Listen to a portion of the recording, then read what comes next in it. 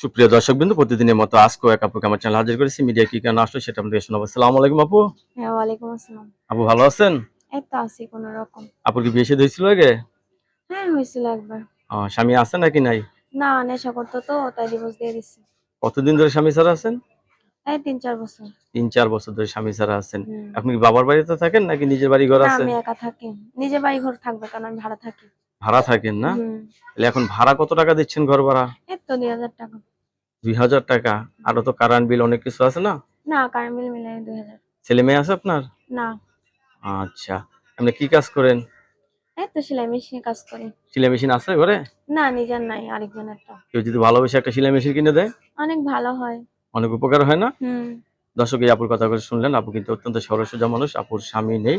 আপুর স্বামী ভালো ছিল না, ডিভোর্স হয়ে গেছে। সে এখন নতুন করে সংসার করতে চাচ্ছে। ছেলে যে বয়সের হোক, আপুর তরফ থেকে কোনো ধরনের কোনো সমস্যা নেই। সমস্যা নেই। নাকি সমস্যা আছে? না, কোনো সমস্যা নেই।